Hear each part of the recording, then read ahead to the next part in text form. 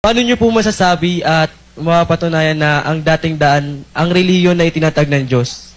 At kung ito po ang totoong relihiyon, bakit po mas marami ang Katoliko at mismo ang mga tao sa Roma kung saan naroon ng mga Santo Papa ay mga Katoliko din? Kakamali ka, kapatid na Sherwin. Maraming ateista ron sa Roma. At dun sa Italia, maraming ateista ron. Maraming hindi naniniwala sa Katoliko ron. Yung paniniwala mo na yon na sinabi sa'yo ay mali. At hindi dahil sa komo marami ang Katoliko, siya ang tunay na relihiyon.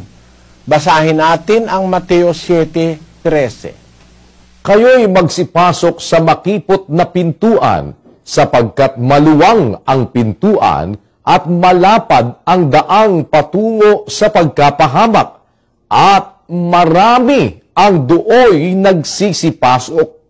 Sapagkat makipot ang pintuan at makitid ang daang patungo sa buhay, at kakaunti ang nakakasumpong noon. Hindi paramihan sa relihiyon, kapatid, ano? Kahit na kayo ang pinakamarami, kung mali naman ang aral nyo, paano totoo yun? Di ba?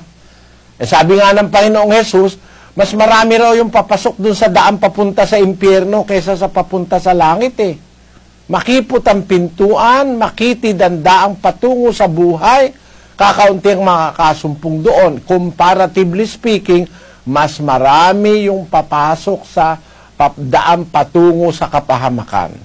Kaya wag mong paniwalaan kung yung marami, totoo kayo. Hindi ganon. Ngayon, ang tanong, paano nyo masasabi at mapapatunayan ang dating daan ng relihiyon na itinatag ng Diyos? Hindi naman dating daan ng relihiyon Ang dating daan, programa sa telebisyon at sa radyo, pamagat yun. The Old Path, ang dating daan, El Camino Antigo, sa iba't ibang lingwahe, yan programa namin sa radyo, sa telebisyon, sa satellite, sa internet. Programa yan ng Church of God International. Ang aming tinataguyod na relihiyon ay yung Iglesia ng Diyos. Yun ang nababasa sa Biblia, kahit sa Bibliang Katoliko. Uulitin ko sa Bibliang Katoliko natin basahin sa 2 Korinto 1:1. Si Pablo, apostol ni Kristo Jesus sa kalooban ng Diyos, at ang kapatid na si Timoteo, sa Iglesia ng Diyos na nasa Korinto. Yun, sa Iglesia ng Diyos na nasa Korinto. Ang iglesia sa Biblia, Iglesia ng Diyos. Yan ang nakasulat sa Bibliang Katoliko, kapatid. Yan ang relihiyon, yan ang tunay na iglesia, diyan pinapractice at itinuturo ang tunay na relihiyong sa Diyos, sa Iglesia ng Diyos.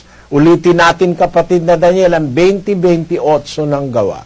Ingatan ninyo ang inyong sarili at ang buong kawan na pinaglagyan sa inyo ng Espiritu Santo bilang mga tagapamahala upang pamahalaan ang Iglesia ng Diyos na Kanyang tinubos ng sarili niyang dugo. Iglesyang tinubos ni Kristo ng sarili niyang dugo ay ang Iglesia ng Diyos.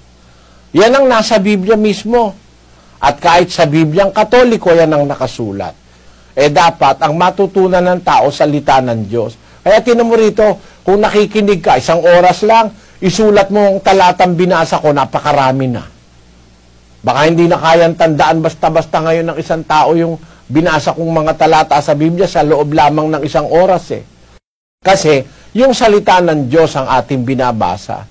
Kaya, kung salita ng Diyos ang pagbabatayan, kapatid na Sherwin, ang relihiyon na itinatag ng Diyos, yung Iglesia ng Diyos. At yun ang aking ipinangangaral. Ba't kayo mas marami? Kasi maluwag ang relihiyon nyo. Walang bawal. Kahit ano pwede mong gawin, di ka naman titiwalag. Sa amin, pagka ikaw ay lasenggo, ayaw ka magbago, tinitiwalag namin. Pagka ikaw ay babaero, yung asawa mo inaapi mo, tinitiwalag namin yon. Pag ayaw magbago. Kasi nakasulat sa Biblia yon, sa 3 Gs ng Tito. Ang taong may maling pananampalataya pagkatapos ng una at ikalawang pagsaway ay itakwil mo. Halimbawa, yung lasenggo, no? Unang saway, sa ikalawang saway, ayaw pa rin tumigil. Pagkatapos na ikatlo, tinitiwalag na namin yon. Naintindihan mo, kapatid na Sherwin.